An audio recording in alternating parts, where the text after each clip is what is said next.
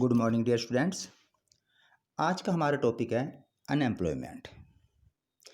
Unemployment means a person who is capable but he is unable to find job. He is not able to find job equivalent to his capability.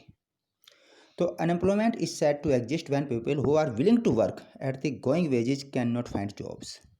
कि जो लोग हैं वो जो wages पर जो दी हुई में जो गिवन वेजेज हैं उस पर वे काम नहीं ढूंढ पा रहे हैं, काम नहीं उन्हें मिल पा रहा है, दे आर जॉबलेस। अब नेक्स्ट आता है कि जो एक चीज़ हमें जो है ये बात दिमाग में रखनी है, work force population includes people from 15 years to 59 years. कि जो वर्क फोर्स पॉपुलेशन है वो 15 से लेकर 59 ईयर्स तक है। हम अगर जो बच्चा है कोई 14 ईयर्स का 13 ईयर्स का जो बच्चा है कोई, तो ही is not considered employed or unemployed because he doesn't come under workforce. Workforce is applicable only to the age group of 15 to 59 years.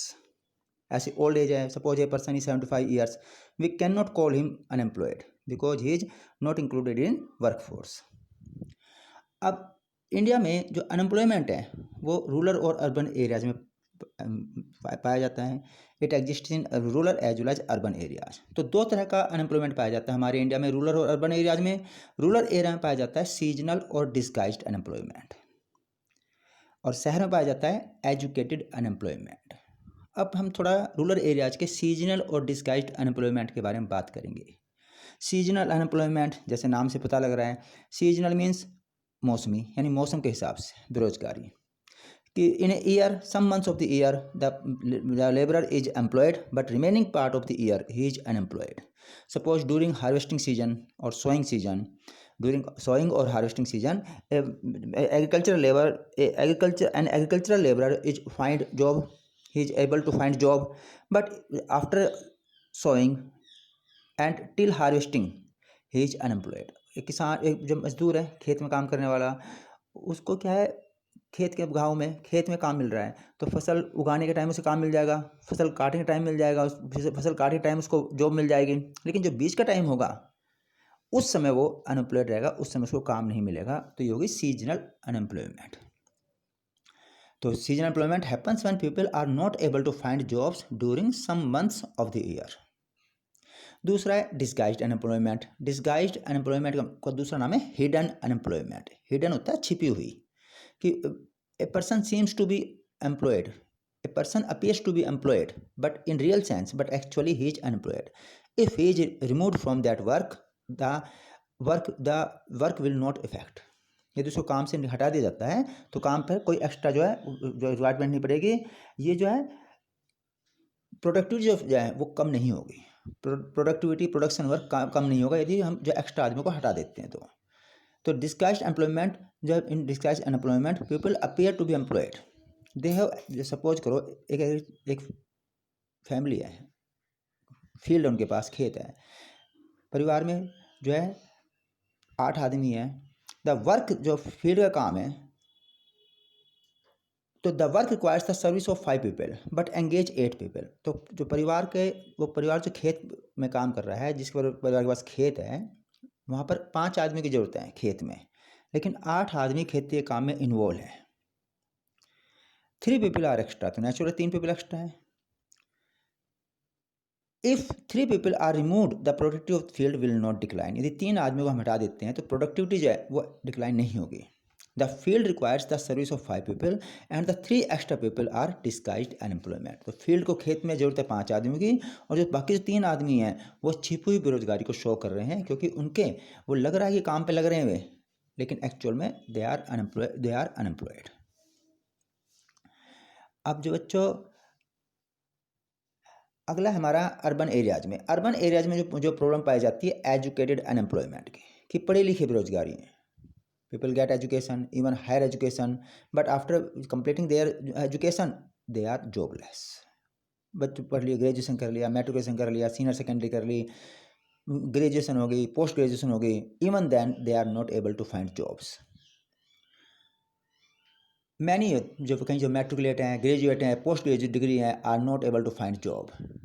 एक और जो है किसी जगह सरप्लस पावर है, एक्स्ट्रा पावर है, कुछ कैटेगरीज में कुछ डिपार्टमेंट्स में सरप्लस पावर है, कई जो डिपार्टमेंट ऐसे हैं गवर्नमेंट जो है गवर्नमेंट और नॉन गवर्नमेंट में जहाँ पर कि सरप्लस एक्स्ट्रा पावर है, लेकिन कुछ जगह ऐसी हैं जो है डिपार्टमेंट जहाँ पर कि बहुत कम जो है लेबर है, बहुत ज़्यादा जो चाहिए वर्कफोर्स चाहिए काम के लिए। जैसे मेडिकल है, मेडिकल में अभी भी हमारे देश में काफ़ी ज़्यादा जो ज़रूरत है एमबीबीएस क्वालिफाइड डॉक्टर्स की। इंजीनियर हैं वे काफ़ी सरप्लस हैं आज के टाइम में। तो एक जगह बहुत ज़्यादा वर्कफोर्स जो है लगी हुई है सरप्लस है, और एक जगह डर्थ है, कमी है। अब जो है फिर दूसरी एक जगह जो unemployment among technically qualified person, जो टेक्निकली क्वालिफाइड पर्सन है उनमें अनएम्प्लॉयमेंट है। There is a dearth of technical skills, दूसरी तरफ कमी है स्किल्स की, टेक्निकल स्किल्स की। तो ये भी एक जो है जो stage case happens in India. अब अगला हमारा टॉपिक पढ़ेंगे हम अनएम्प्लॉयमेंट के इल इफेक्ट्स, कि अनएम्प्लॉयमेंट किस प्रकार से सोसाइटी को इफेक्ट करता है, इंडिविजुअल और सोसाइटी को अनएम्प्लॉयमेंट कैसे जो इफेक्ट करता है, कैसे प्रभावित करता है। Detrimental negative effect of unemployment. तो अनएम्प्लॉयमेंट का सबसे बड़ा नुकसान क्या है, leads to wastage of man power resource. इससे जो मैन पावर रिसोर्स है, एक आदमी जो एक कैपेबल डॉक्टर बन सकता था, एक आदमी जो अगर जो जॉब मिल जाती कैपेबल टीचर बन सकता था, एक कैपेबल एडमिनिस्ट्रेटर बन सकता था, एक जो अच्छा क्वालिफाइड इंजीनियर बन सकता था, जो है प्रूव कर सकता था अपनी कैपेबिलिटी को। जॉब नहीं मिलने की वजह से क्या है, वो उसकी जो मैन पावर है, हमारी जो इंडिया की जो एक यूथ की जो मैन पावर है वो वेस्टेज जा रही है, ख़राब जा रही है। ये बहुत बड़ा नेगेटिव इफेक्ट है। जो लोग जो एसेट बनना चाहिए था वे लायबिलिटी बन गए। जो कैपिटल ह्यूमन कैपिटल बढ़ाते हैं, जो कि देश को प्रोग्रेस की ओर ले जाते हैं, एसेट बनकर वो क्या बन रहे हैं, लायबिलिटी, बोझ बन रहे हैं। तो इससे क्या हुआ, feeling of hopelessness and despair among the youth. तो इससे क्या, हताशा और निराशा छा गई यूथ में। When a person is capable but he is not able to get any job, naturally it leads to despair and hopelessness. People do not have enough money to support their family. लोगों के पास इतना भी पैसा नहीं हो सकता अपने परिवार का खर्चा चला सके. It becomes very hard to meet the both ends. अब unemployment tends to increase economic overload. Economic unemployment है, इससे क्या है, इकोनॉमिक ओवरलोड बढ़ जाता है, इकोनॉमिक और ज़्यादा एक्स्ट्रा प्रेशर बढ़ जाता है, एक्स्ट्रा बर्डन हो जाती है, ओवर बर्डन हो जाती है. क्यों, जो डिपेंडेंस है, अनएम्प्लॉयड पर्सन है, वो डिपेंड रहेंगे वर्किंग पॉपुलेशन के ऊपर, तो इससे वर्किंग पॉपुलेशन के ऊपर काम ज़्यादा बढ़ जाएगा. तो अनएम्प्लॉयमेंट का जो डेट्रीमेंटल इम्पैक्ट होता है overall growth of an economy. तो इकोनॉमी पर असर पड़ता है, साथ में सोसाइटी पर भी असर पड़ता है इसका. क्यों, सोसाइटी पे कैसे, इंडिविजुअल पे असर पड़ता है नेगेटिव, और सोसाइटी पर भी. क्योंकि जब अनएम्प्लॉयड पर्सन होगा तो विशियस साइकिल ऑफ पॉवर्टी, गरीबी बढ़ाता है, अमीर बढ़ाता है.